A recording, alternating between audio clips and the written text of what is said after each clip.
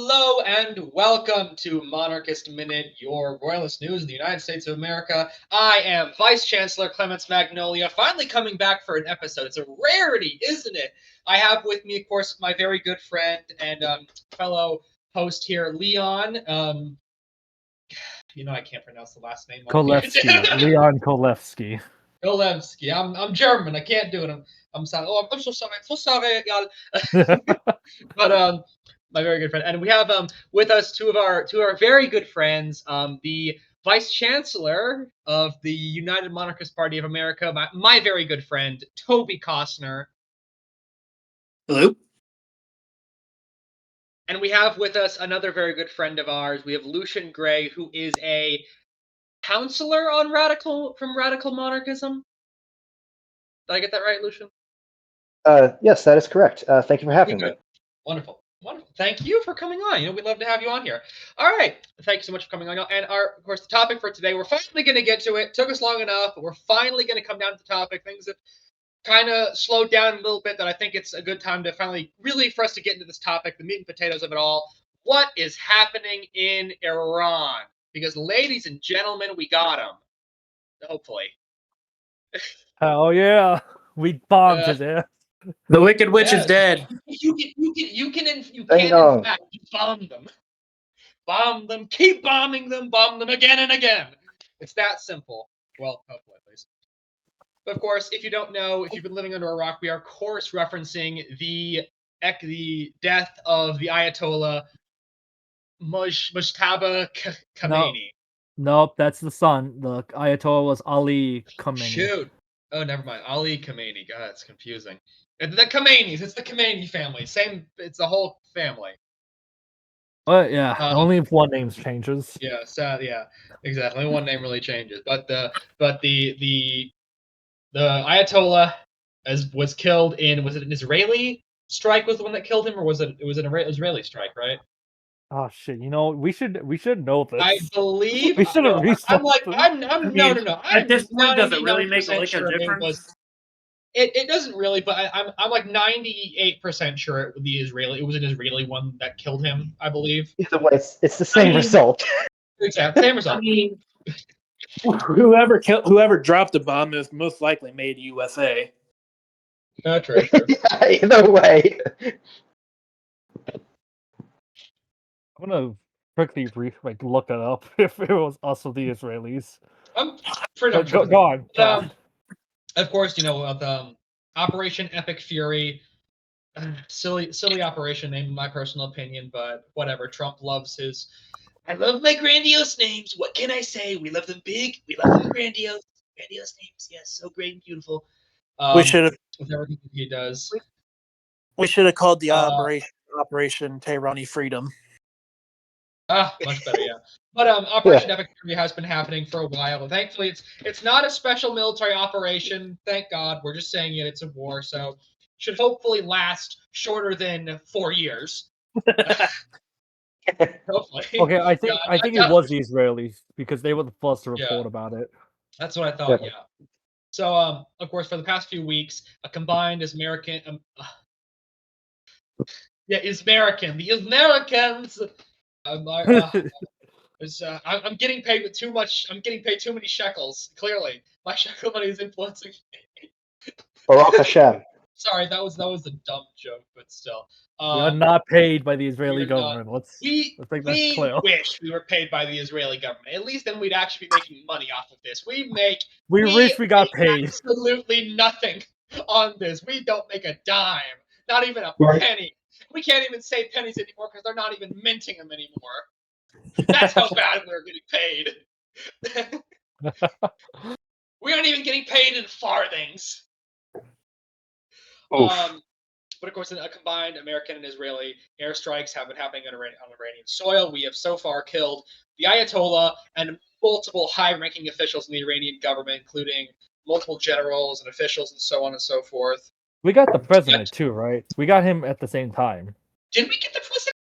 I think we did, because it was the foreign minister that was making all these statements, all the official statements in the days after. I don't remember if we got the president or not. Can someone check if we got the president? Because I honestly thought I would have seen that. I don't remember seeing that anywhere. On the topic of the presidency of Iran, what do we think about the first vice president? Like the position or the person? The person. I'm gonna no be idea honest who with it you, is. Chief. I No don't idea pay who it attention to is. that. I didn't even know they had him. I wasn't even sure if they did have him. Yeah, they No, yeah, they don't they just have, like, have a vice president; they few have multiple vice vice presidents. From Yeah, no, the what? president's still alive. Yeah, no, the president's alive. My bad. I mean, Yeah, the let's look at president, I believe, he's a reformist too. Well, Yeah, yeah, that's what but I'm that saying. means so little. Oh, okay. You're I just mean, gonna. he doesn't mean a whole lot, but I mean, it basically, that's probably why they didn't kill him, is because they were like, he's a more moderate on some things. They probably would want to keep him alive. Also, I think he's the one who openly said to the American and Israeli governments, like, basically begged, "Don't kill me. I don't want this war." Like, he was like begging them to be spared. Yeah. Hey, smart for him. Yeah, smart for him. Yeah. In fairness, though, I'm sorry. The president of Iran is as useless as the prime minister of South Korea. Oh, Yeah, it's no, something they like don't of the actually have skill any as that, because power. it's like you'll, despite the high like title, you're still cucked under like a more powerful leader. Yeah. Basically. It's You know, it's a kind whole of like lot. the president of Israel. Yeah. Yeah, or the presidents of Germany and Italy. Wait, Yeah. Germany still has a president? Yeah. Yeah. they do. I didn't know He's that. entirely a figurehead. That's why you don't know he's Yeah, the figurehead. and then the chancellor is the head of the actual government. Yeah. But back to the topic at hand. Of course, we've seen the Ayatollah has been killed. His son has now officially been elected as the successor. There's a lot of rumors around him. We won't get into that yet. What is it? There's rumors that he was allegedly killed. The son of the Ayatollah. Yeah, that's what Constantine has on There's been rumors that he's been killed. Again, nothing more than rumors, so we can't really stipulate on whether or not it's true or not.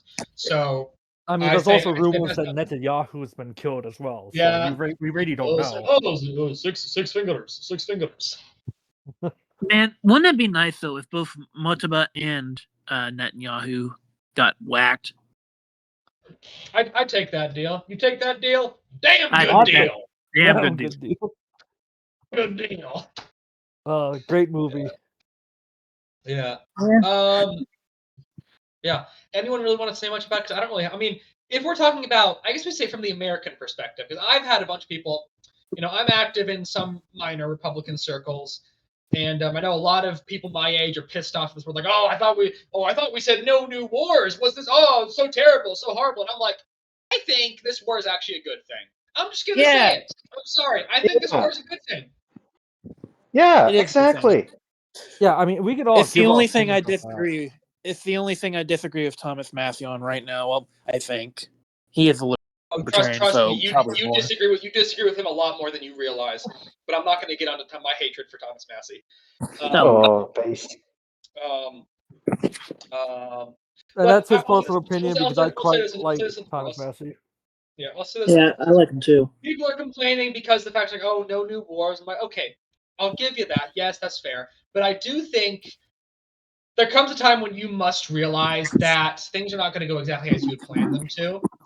Situations develop and change over time. Yeah, as the saying goes. Oh, sorry. No, you can go on. I was just going to say, as the old proverb goes, in order to have peace, prepare for war. In order to have war, prepare for peace. And like you said, sometimes things are not going to go according to plan. Sometimes you have aggressive powers that are just going to cause problems. So you have no choice but to put your foot down. And this is what Trump's doing. He's putting his foot down. Yeah. And people are saying that, oh, this is because of Israel. Everything is Israel. And I'm like, listen, did the Israelis have influence on this? Yes, obviously, absolutely they did.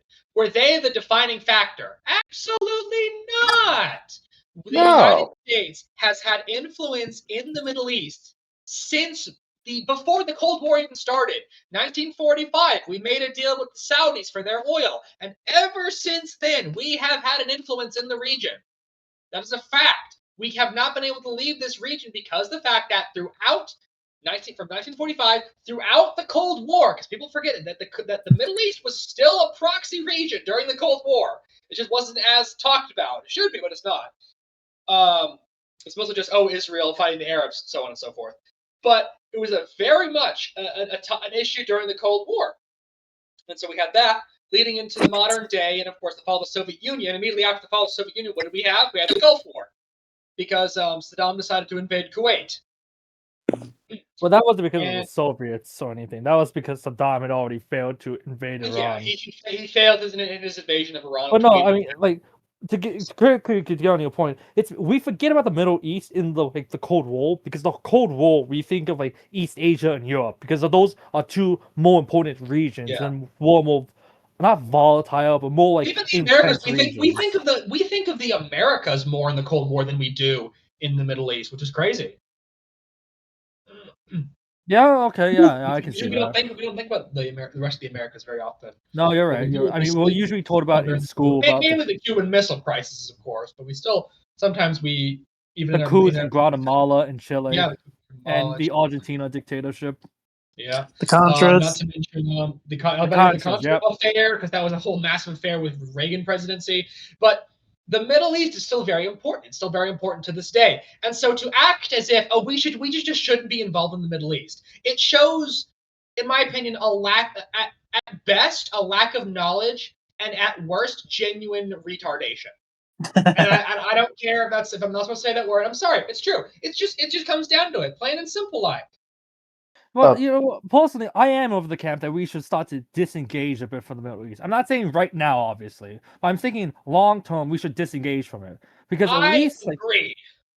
Me too. All right, we can agree with that. Thank God. Okay. Yes. Yeah. Well, a very good way we can disengage with the Middle East. Very good way. Yeah.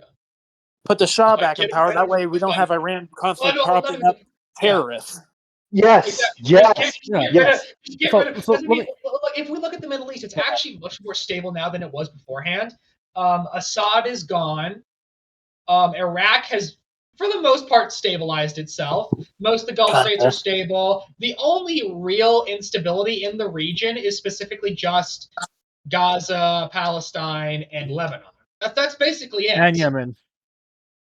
Yeah, and Yemen. But Yemen's a bit, thankfully, Yemen North Africa too is still kind of Arab world, kind of Middle East. Yeah, but that's not the same. The Libya crisis is basically just kind of no one cares anymore.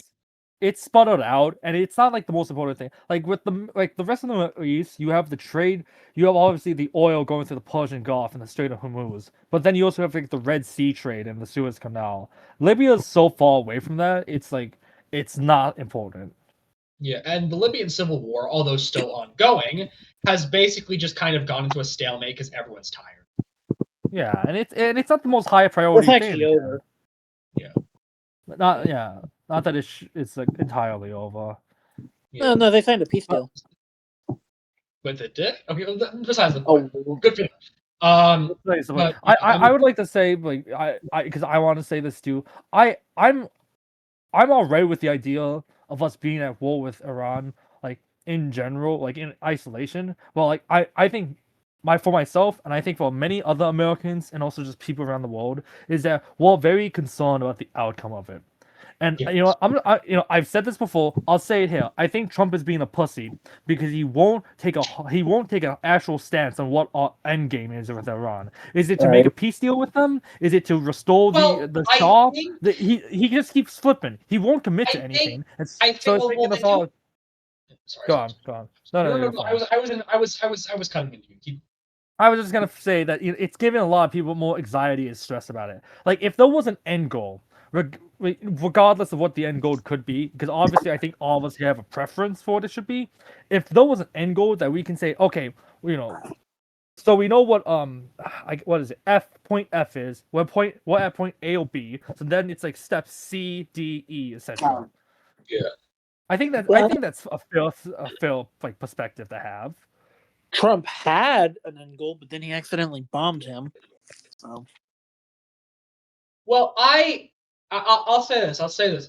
I think there is a very, very general end goal due to the fact that you have to remember that again, things always stuff like this. Geopolitics is shifting sands. It is ever shifting sands. It is the whims of elections, the whims of who dies and who doesn't. It's the whims of very minute things at times. And when it comes down to what's happening in Iran, you got to be careful because you don't know which exactly is going to be the best possible choice. And I think, I'm not trying to glaze Trump here, I'm really not, but I think that this is something that's very hard to say what exactly would be the best end goal. And they're trying to figure that out as they kind of they have a general idea of what they should do, but they're trying to figure out what exactly would be the best thing to do. And they're just not sure because they need to see how things develop. Now, I don't know if that really is what they think. That's my assumption. I don't know, man. I feel like that's with that kind of logic. It's like, it's shaky grounds to even have to begin the war. If there wasn't at least like a clear few points, rather if not like obviously like tactical, like obviously like missile striking the Ayatollah, then like the general end goal games. Because like I think at this point, like we've pissed them off like so much. Like I think I think we do have to go in. I don't like the idea of it. Don't get me wrong. Because Afghanistan was a disaster, and we still have trauma for Vietnam. But like the difference between like those conflicts in Iraq versus this is that, like, for one, it's like there's an actual opposition we can support. Like Yes. like there was no one we could like really turn to, or like there was no viable alternative after the Taliban or after Saddam. Now, obviously, there was the king of Afghanistan, the Bush Jr. The only thing that there actually was in Afghanistan was the king, but of course Bush wanted to nation. Well, no, yeah. Oh yeah, that's what I was gonna say. Is that Bush fumbled the bag on that? I'm sorry, Bush, but I'm gonna just I can't forgive you for that one. But Iraq, there was no alternative. He didn't make the drive. He did not make that drive. Hey, I'm not saying he did make the drive. I'm saying he's the one who like shut down any idea of that. But like with Iraq, getting back to Iraq, there was no like opposition outside, like united opposition or an opposition outside the country that we could turn to for like, support and stuff. No, we went in there and it was already such a dumpster fire. We didn't know what to do, and we ended up just shooting down like random Iraqis because we couldn't tell who was an enemy and who was a friend because they were all starting to kill each other after Saddam got taken out. Leon, I think that like your point about like going all the way and go with Iran, and I think you're telling a brutal truth, an uncomfortable truth that must be told. That we may have to go even farther than what we are doing right now in this war, if we hope to see any regime change in Iran, especially one in which that could hopefully bring back the Iranian monarchy. We may need to do much more than airstrikes. I agree with you for the most part. Sorry, I'm trying to think like a fancy way to transition. Sorry, Joy. Let me just finish this really quick, and then I'll then you can go. I feel like we've pissed them off so much, and that we keep driving these things. Like we can't allow them to like obtain nuclear power. They support terrorism constantly. Like Hamas and Hezbollah and the Houthis. They do all these things, and it's like they're just gonna keep doing it if we get out. Like whether it's the Ayatollah's son or whoever else, I don't think we can trust them because they don't trust us to not missile strike them if they piss us off on some like a random Tuesday. So it's like this is just going to continue, and I'd rather it not continue. I'd rather we invest more in the short term so that we can pull out more in the long term. I think that we have that alternative, or we just have return to the status quo. They keep funding terrorism. We keep just pissing them off. Putting sanctions on them. Sometimes like missile striking the leaders. And it's just gonna be like a slow, horrible thing. So Toby, by all means, take the floor. I was just gonna say it is. And you can look back through any point in history after the invention of the airplane. It's not possible to win a war just by bombing places. True. It's just not. You have to, at some point, put boots on the ground. Now, it is the dream of every military strategist to one day win the war by just bombing it, but it's never going to happen. I think you bring up a great point. I mean, I mean, I can think of two examples off the back. One obviously is Vietnam. We had the all like the napalm and stuff, but they just made whole cities on the ground. And though this is more ancient, I mean, even like with the second great Jewish revolt in like the 130s in like Judea against like Hadrian and the Romans, and stuff. I mean, they had like whole underground cities and stuff where they ran in and they hid for years, and it dragged out the entire conflict. Yeah, Utopia and you, Leon, both, like I said, you both are touching on a very uncomfortable truth that's be told. We need to do more than airstrikes, and at some point we're going to need boots on the ground, if we're going to achieve total victory here. Oh, if we just nuke them into oblivion, which won't happen, but yeah, that's the only alternative. If we're being honest, that would be not really an acceptable solution. Yeah, that would be a whole dramatic issue. That would, then. Well, yeah, I'm just saying, in terms of possibilities, not realistic we'll just get possibilities. Israel to do it. They'll just drop a few nukes. It'll be fine, guys. Trust. You know what? Honestly, we should make the Israelis be the ones who put the boots on the ground. They won't do it. We do. They don't have the population. Yeah, because okay, I agree with you, Toby. I agree with you in the sentiments, but the difference is that we have the manpower to do that. Israel does not have the manpower to sustain an invasion, let alone a whole occupation. The only real issue is the fact that it would be so obscenely unpopular in the United States, and for that, I think I want to we can roll over to our next topic, which is the reactions to the strikes and the assassinations. And of course, there have been a lot of people in the United States are vehemently against this. Of course, the Democratic Party coming out very hard against this. Of course, that's their job, after all, to be the opposition.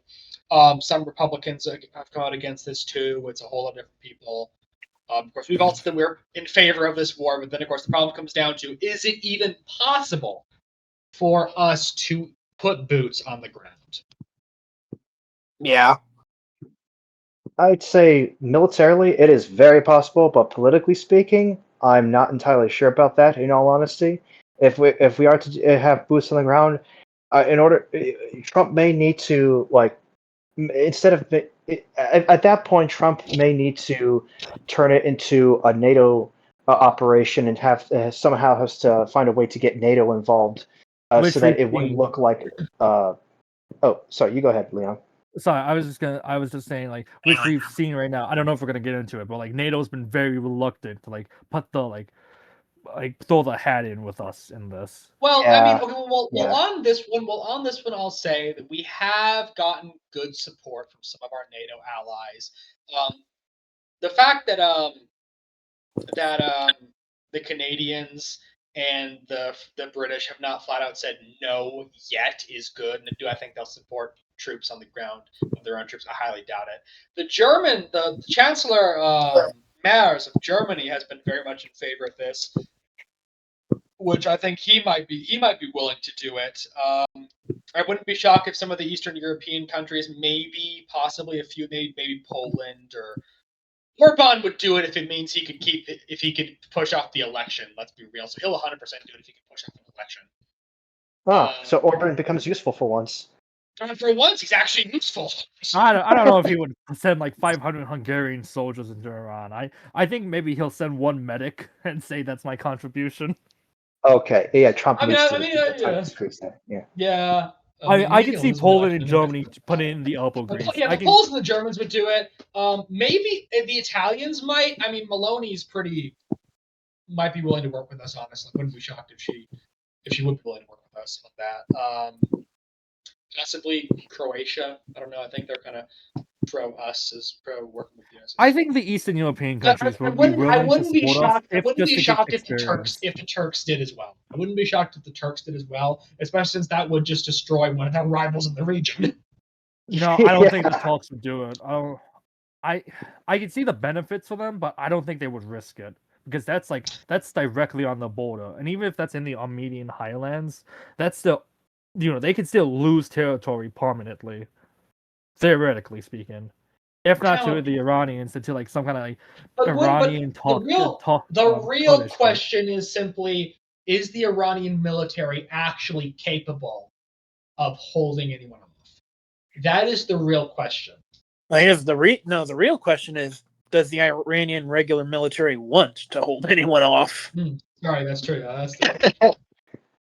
But in the United States so far, we've seen celebrations of the Ayatollah's death, and many say this is an American victory, especially among the Iranian diaspora and certain as groups in the United States. But as many in Congress have said, they're demanding a vote on the War Powers Act, which I shouldn't have put it in the first place. Sorry, no, sorry, you shouldn't have put it in the first place. And of course, many influencers coming out both in favor and against it. We have, of course, seen Joe Kent resigning from his position in the counterterrorism, I believe, force. He resigned his position. He stated that this was a war on the behalf of Israel because everything is because of the Jew. Jew.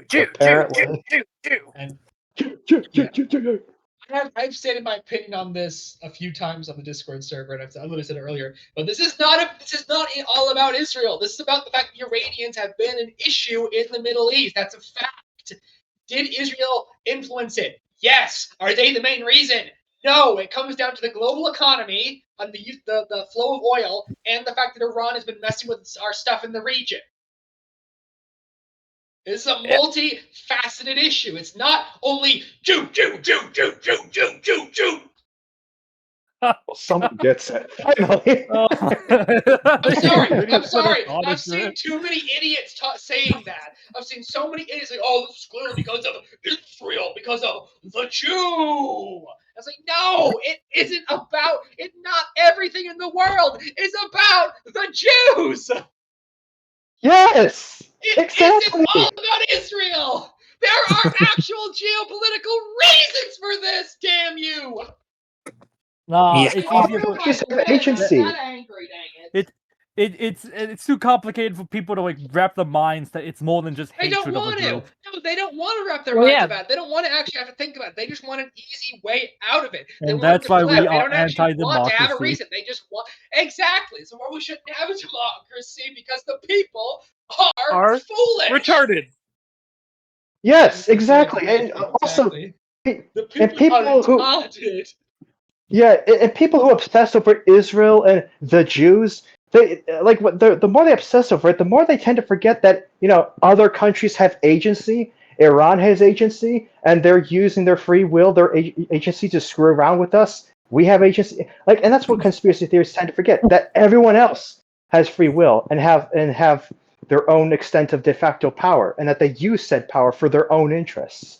So it does not boil down to a conspiratorial cabal or anything like that. Everything is Also, about the Jews. The Jews control the world. That's why they're secretly manipulating everything to destroy the West, because deep down they have a secret plan to destroy the West so that they can somehow control all of the black people or something. Because it all makes sense, dude. You just gotta open your mind's fifth eye to understand this. You just gotta go with Martha, dude. Yeah, but Yeah, and also Alright, Jewish space You're lasers in because white reasons. monster. back to a semi-serious note. Anyone who couldn't see war with is pretty fucking dumb. Because let's look at it. Iran is constantly sponsoring people to fuck with us in our interests, and those people are constantly trying to fuck with our boats. Now, anyone who knows history knows that the very first time America ever made someone find out for fucking around was the Barbary Wars for fucking with our boats. And that was Thomas And Jefferson. that was in North Africa too. It was basically a region over.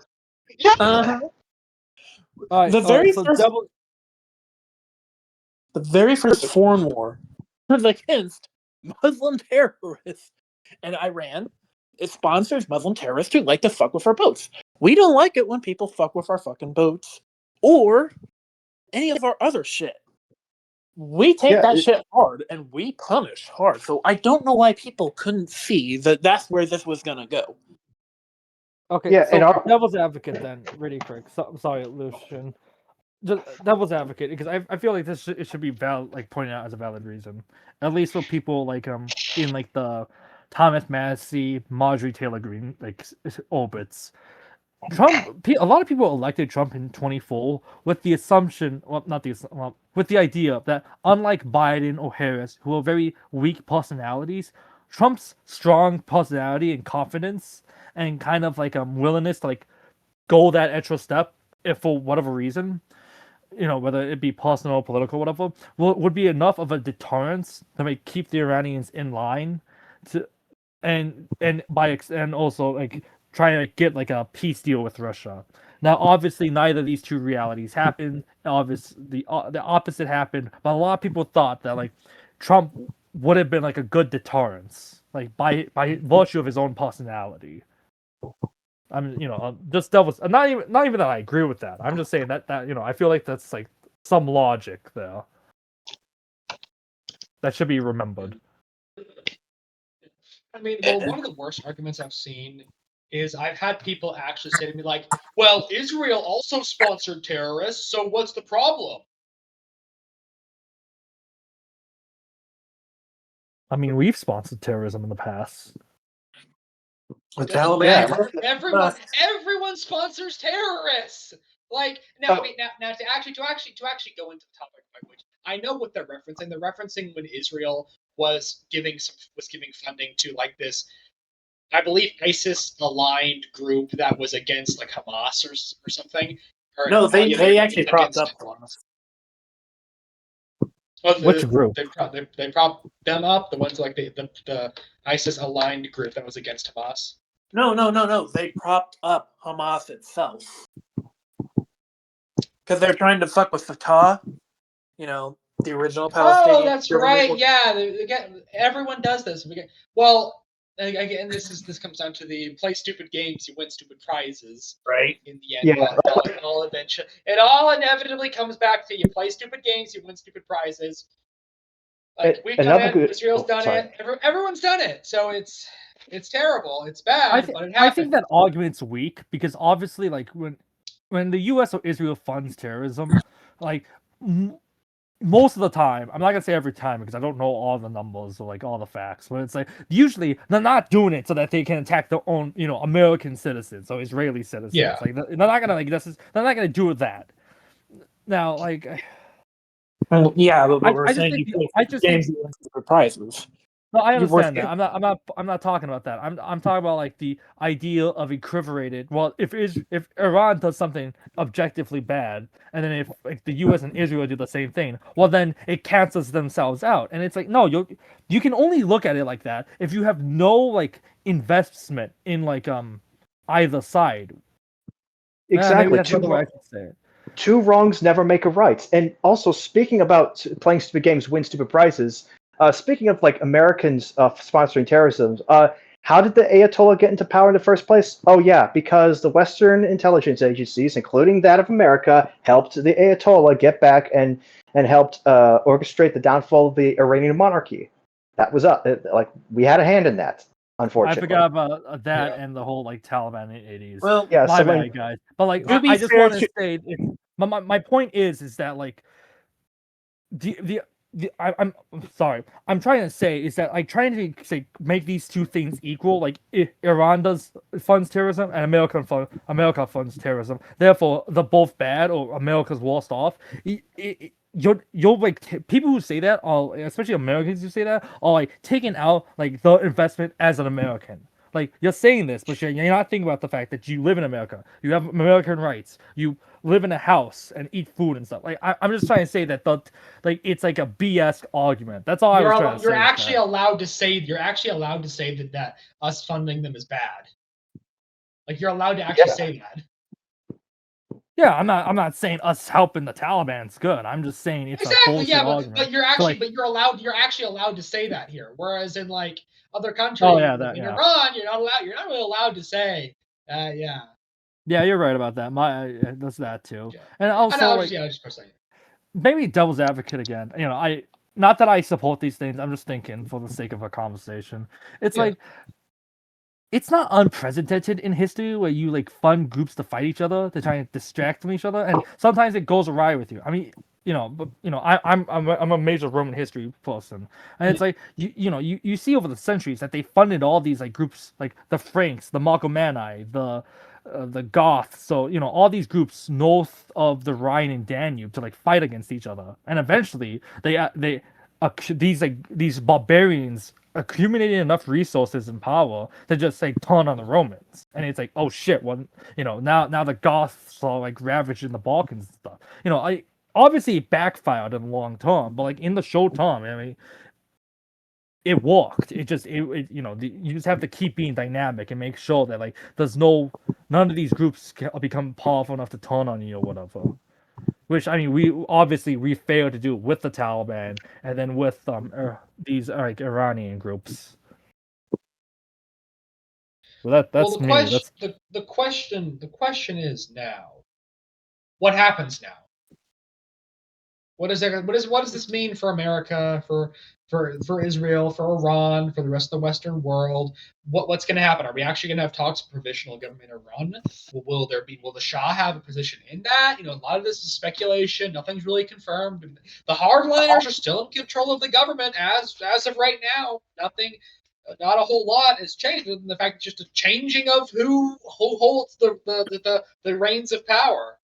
So what now? Well, if I may be so, well, I would say that as much as I would want to see the United States and Israel back the Iranian provisional government under the Shah, it would make the accusation, like, it would give credence, like in the eyes of the Shah's detractors, it would give credence to the accusation that he is a Western puppet, when in reality that he obviously does not receive any funding from Western governments or anything like that. But perhaps, like, for the sake of maintaining his like sense of legitimacy in the eyes of his people and in the face of his detractors, I think it's best, like, for now, the provisional government maintains like an arm's length away from the Western governments.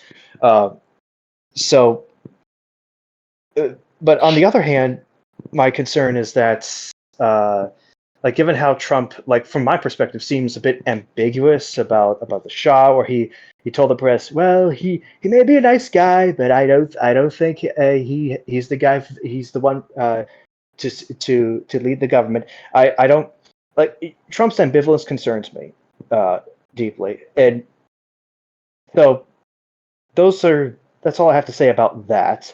Sorry that I could not put this in a more eloquent way. You're all good. I have like two. Wait, are you guys talking or? No one's saying Nope. anything. All right, sorry. I thought I saw Clement's things on, and I thought he was talking. I thought I lost it for a second. I got worried. I just have like two things I would like to say. One, I think Reza Pahlavi is just going to be perceived by like as a Western puppet by a good portion of the Iranian population, regardless of what he does or doesn't do, because Iran has this us against the world mentality right now, where it's like America, Israel, Saudi Arabia, Europe, India, everyone's united against us. It's so they're gonna see that regardless. I think that dogmatic view is just we can't remove that as of right now, whatever, or even realistically, it's gonna have to like die out on its own somehow. And I think if the war to be like a boots on the ground kind of operation, I don't think it. I think it's not going to happen until after the midterms at this rate, because if there are so many people like on the right opposed to this war as much as on the left, I think having that kind of like those factors, like Trump could lose. The Republicans could lose like the House, or even the Senate, and I don't think Trump wants to like handicap himself for the last like 2 years of his second term.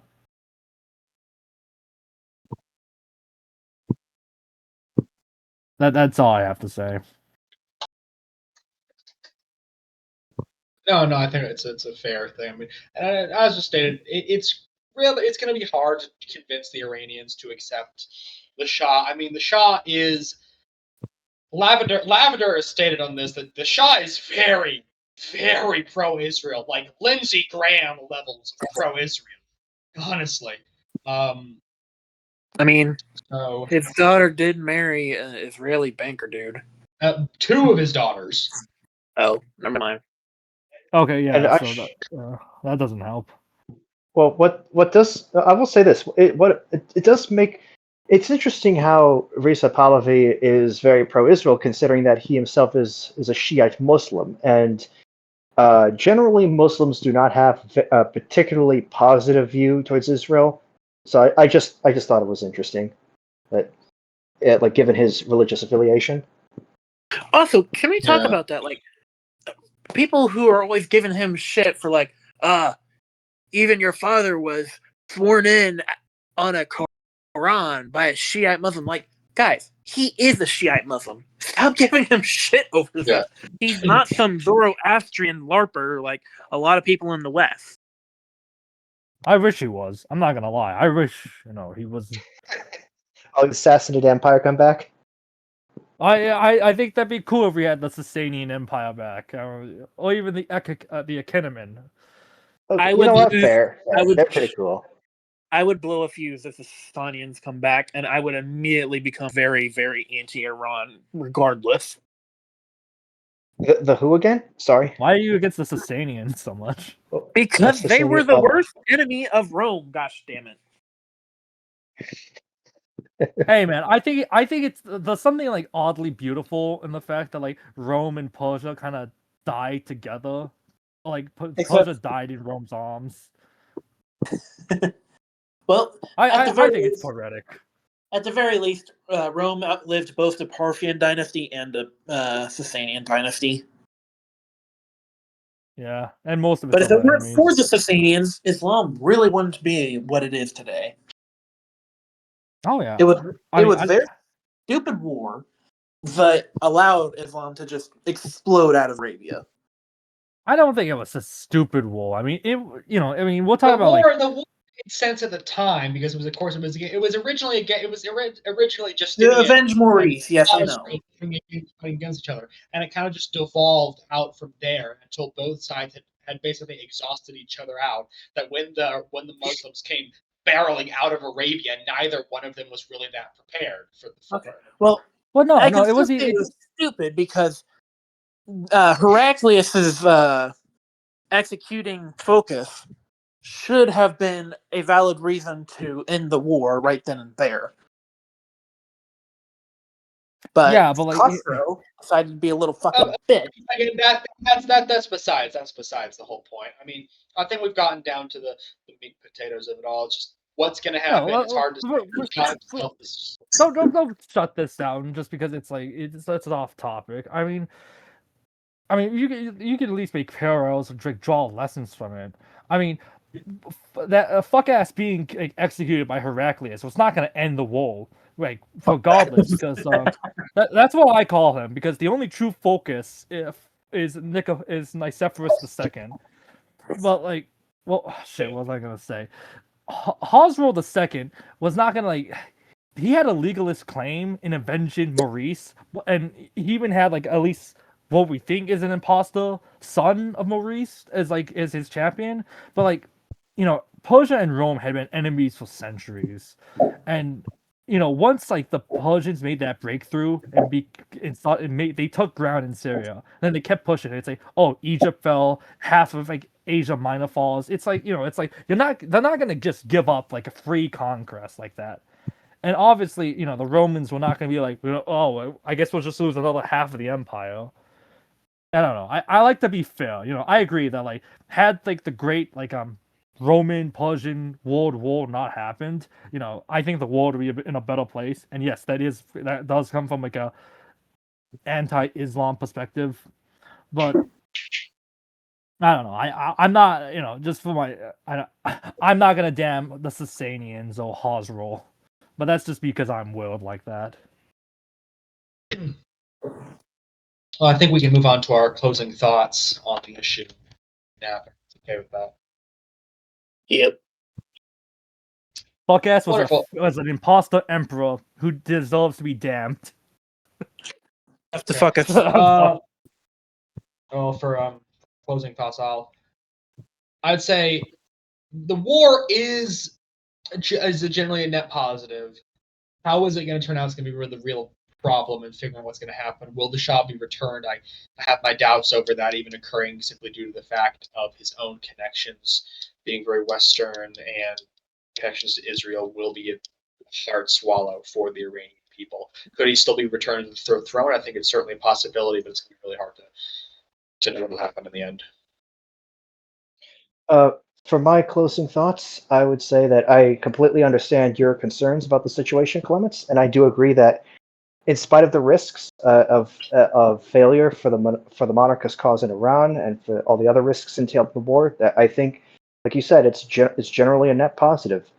And on a final note, I just want to say for the record that the radical monarchists are wholeheartedly behind this war effort. We fully support the war against the Iranian regime in the hopes of a monarchical restoration. And that's all I have to say about this. Ditto for the UMP. Oh, I just and hope- the use of force is moral. Sorry, I had to quote Big Bush there.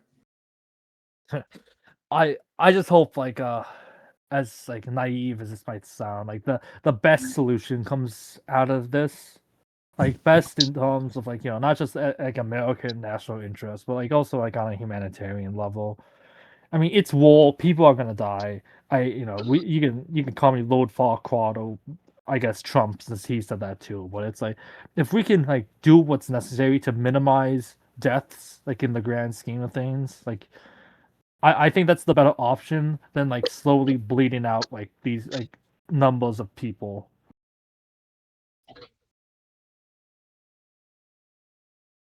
I guess that's my piece on it. No, yeah, it's good. Well, I want to first off thank everyone for coming on. You know, I always love talking with y'all. I'm really happy I actually came back for once. Praise be the Lord for that. We can end right now with our evening prayer. I guess I'll lead unless anyone else wants to. Yeah, shoot. By all means. All right. Please bow your heads with me. Our Father, who art in heaven, hallowed be thy name. Thy kingdom come, thy will be done, on earth as it is in heaven. Give us this day our daily bread, and forgive us our trespasses, as we forgive those who trespass against us. And lead us not into temptation, but deliver us from evil. For thine is the kingdom and the power and the glory, forever and ever.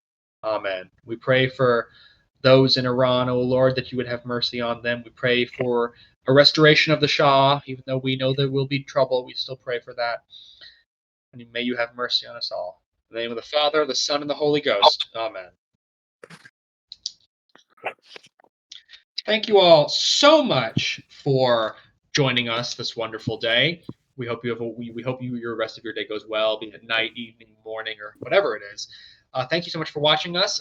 Don't forget to what is it they say again? To like, comment, and subscribe, because apparently it pushes the algorithm or whatever YouTube is doing, other than constantly pushing stupid ads. You can, if you want to come and join us live for our Monarchist Minute, you can join our Discord server, follow us on Twitter. What else do we have? Instagram.